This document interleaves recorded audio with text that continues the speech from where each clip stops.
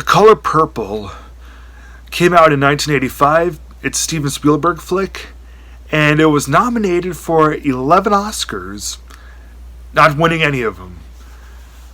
This wasn't the first film to be nominated for the most amount of Oscars and not win any. That was the turning point from the 70s. But The Color Purple is better. Now, this is a very sad film, kind of heavy-handed, but at the same time, it is... there's a little too much... again, like most Spielberg films, there's too much good to really...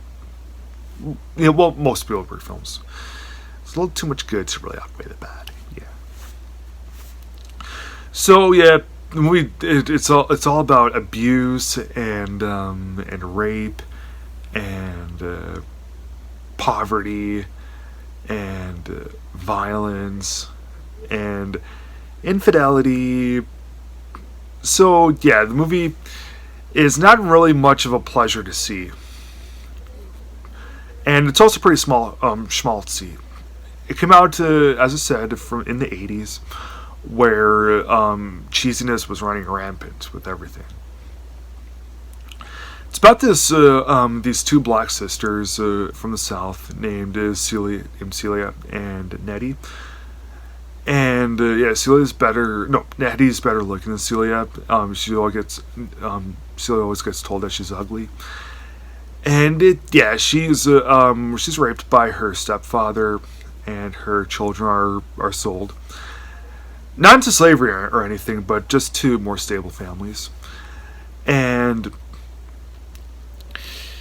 eventually, Nettie herself gets sold, not really sold, but married into Danny Glover's family, and Danny Glover himself, very abusive to her. So grows up to be Whoopi Goldberg, and her sister Nettie gets separated from her, and yeah, it's a pretty sad film. It's like 2.5 hours long. It does get repetitive, and it's very unpleasant seeing all of the abuse and exploitation that mounts on Celia throughout the entire thing. However, Whoopi Goldberg does such a good job. It's my favorite performance by really anyone from 1985. There's Whoopi Goldberg in this, and there was Cher in Mask. Yeah, those are my two favorite performances from 1985. So, yeah, as she's constantly getting abused, she doesn't really learn a whole lot. Like, she tries to learn some things like how to read, but Danny Glover is such an abusive man, and all the other kids in the family, he mistreats them. But there's but the woman that he was originally intending to marry, but he kind of let slip through his fingers. It's played by Margaret Avery. She comes, and she's this big singer, and she kind of gives Celia some confidence with everything. And yeah, I thought that was good. And so when she's able to really break her free from everything, Celia, it is good to see. And yeah, it has a really fantastic ending, which I loved. Yeah, every time something good happens in this, it must take a few steps back and show some more sadness.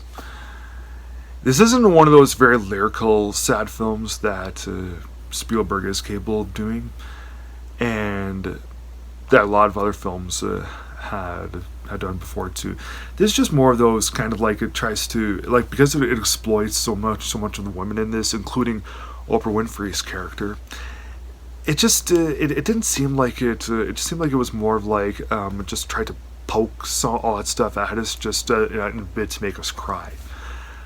I know that this is based on a novel. I've never read it, but something tells me that as usual, the book is usually better than the film. But yeah, I still do think that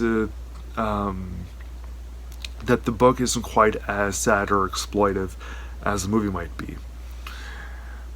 But still, I did like The Color Purple. I just thought that it was a little too heavy-handed. I know that it's about abuse, but there's got to be some.